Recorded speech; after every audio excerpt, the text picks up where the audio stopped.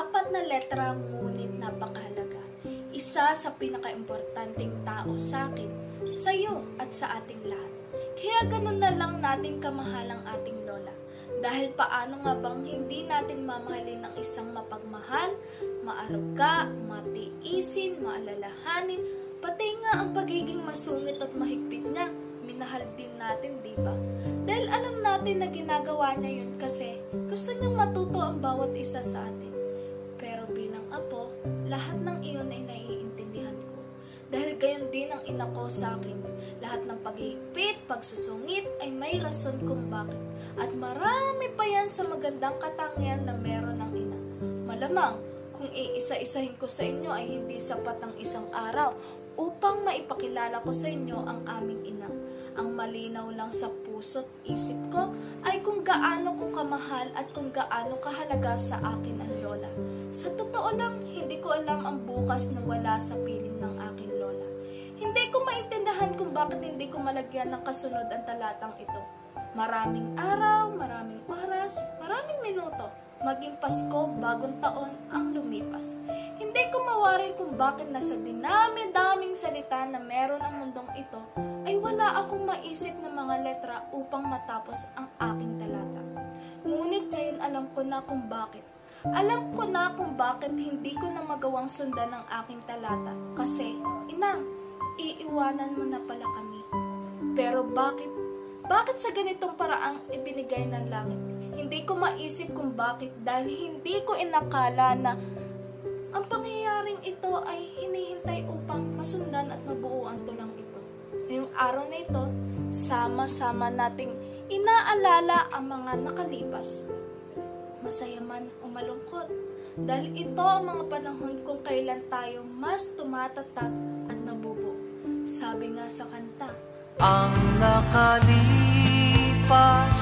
ay babalik natin.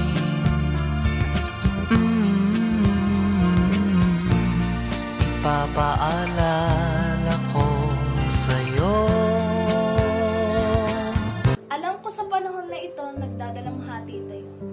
Pero tandaan natin na hindi dapat ito maging rason para panghinaan ng loob ang bawat isa. Bagkos, gawin natin itong sandata upang mas maipakitang tayo ay isang pamilya. Isang buong pamilya. Hindi natin dapat ito ikalungkot, hindi din natin dapat ito ikahina. Dahil nandyan pa si inang. Nandyan pa ang lola.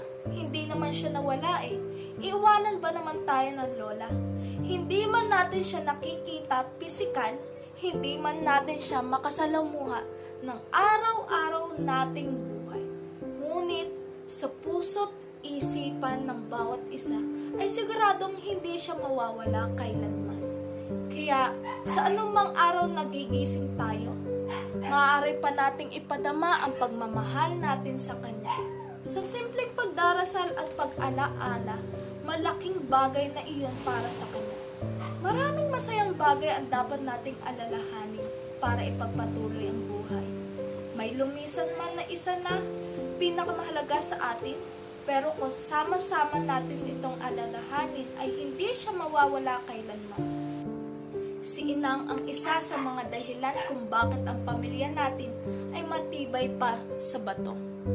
Alam natin na ayaw ni Lola na tayo ay magkakaroon ng anumang alitan.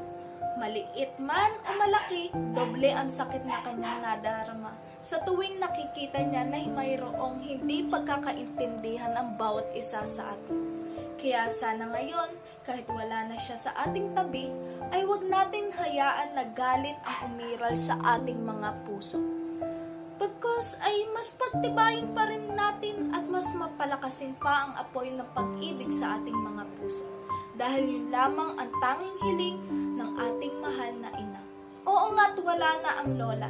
Iniwan na tayo ng lola. Ngunit ano naman kung wala na ang lola sa pisikal niyang anyo? Mananatili naman siyang buhay sa atin. Sa bawat isa sa atin, kailanman hindi siya mawawala sa ating mga puso. Lahat ng mga aral, payo't magagandang asal na naituro ni Lola ay ating pahalagan. Gawin natin ito sa ating kapwa. Nang nang sa gayoy paraan ang lola ay ang ating nag-iisang ina, ay manatiling buhay sa bawat isa sa atin. Oo nga't wala na ang lola, iniwan na tayo ng lola, ngunit ang mga alaala, ang mga gintong alaala na kailan may manatiling nagliliyab sa ating mga puso. Mga alaala na kailanman hindi natin malilimutan at siyang nating makakasama habang tayo ay nabubuhay. Kung nasan ka man ngayon, Inay Ima, Lola Ima, Inang Ima, o kung ano pa man ang tawag natin sa ating lola, mamimiss ka namin ng sobra-sobra. Mahal na mahal ka po